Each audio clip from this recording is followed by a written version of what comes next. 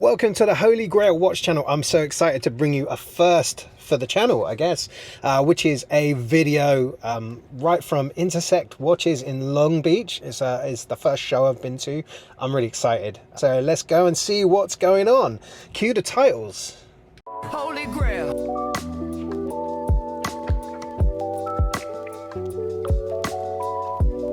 Welcome to the Holy Grail Watch Channel. Literally another watch channel on the interwebs. I'm John Hooper.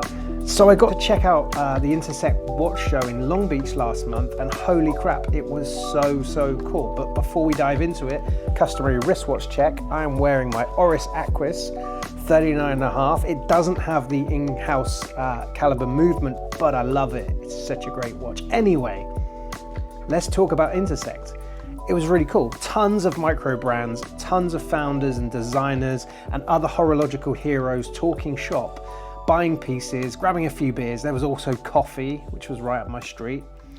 And so I didn't know what to think, but the coolest thing was getting hands-on with so many brands that, well, for me, only exist online.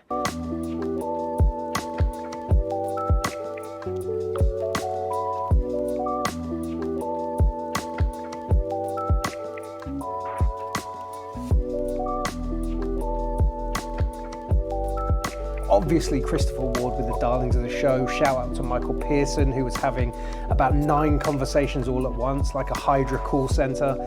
Christopher Ward are on an absolute tear, and to be honest, getting hands-on with the product, it's no wonder. They had a full lineup, including the Christopher Ward 12 in titanium, with that stunning blue dial, and the 12X skeletonized, which, well, is incredible. It's an incredible value proposition. I was surprised at how much I like the 12, especially in the skeleton format. It feels way more than the sum of its parts, and I guess that was a theme for the show. Hands down, my favorite on the stand was the new C60 GMT, which I got to get hands-on with as well.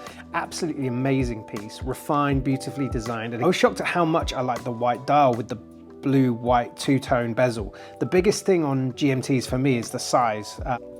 Check out the way the lugs fall away. It wears bigger than a 39, but not too small. It's perfect, at least for me. I then got to spend time with Vaer, and even got talking to Ryan, who's one of the chief designers, one of the founders, about this. And this is the Vaer R1 USA Racing, and I kind of love it. It's something a bit different, and that's good. That's where I am in my collecting journey. Ryan shared Vaer's ethos, the care they take in design and the investment in manufacturing. And honestly, I left the conversation wanting to start a micro brand, if not just wanting to buy that watch. Just something very different and very unique. There were more micro brands than you can shake a silicon spring at, including some I hadn't heard of. RZE, or RZE if you're English, had some interesting riffs on military field watches.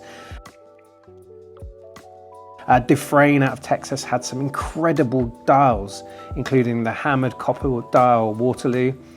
Stephen shared the watch's ethos, scratching the kind of formal, sporty borderline. I think that, really well executed. Seal with kind of their broad utility watches. And, it's great to get hands-on and experience things that I'd never heard of, and just kind of talk to founders, owners, designers, and get that kind of input. I also got to check out Formex, with the star of the show being the Essence 39, and this is a serious bit of engineering. What's cool is the Formex shockproof case, and the finish is spot on. Why? Because they're made in-house in Switzerland. So Formex have like this design ethos and this production ethos like hand in hand, and it really shows. One of my favorite watches was the Vero open water 38 swell, and I think it's just because it was so Larry, really different. It's a dive watch that isn't trying to emulate everything else. One of the watches I got hands-on with was the Vaer Verso, and I nearly bought one of these, and I didn't, because it felt like I was kind of just trying to fill in a gap. I wanted a summer watch, I wanted a diver, tick tick, this is it. I'm not actually upset that I didn't buy one. I think I would have pushed it to one side, not worn it that much. So I'm happy about that, but getting hands-on with it, it was great to speak to the guys at Vero, to really feel what the brand's about and where the brand's going, and, you know, talk about the colors and the enthusiasm around that kind of summer vibe. That's Intersect in the can, and wow, what a really cool experience. Not too big, not too crazy, but some really, really cool, valuable and upcoming brands. I saw so many cool pieces, original, different, well-designed products, and the only way to experience them is to get hands-on. It kind of sucks that so many have to be sold online, that there's not more boutiques taking a risk in trying these different brands. Christopher Ward, obviously the show hero, massive presence at the stand, fighting people off like some kind of impending zombie apocalypse. But I got to try on a couple of watches that I've already bought, and also try on the new C60 GMT, so I'm excited about that. And there's some really cool other products out there from some smaller brands. So if you have one near you, I'd say go check out, go nerd out, and enjoy a watch show. If you like this video, like and subscribe.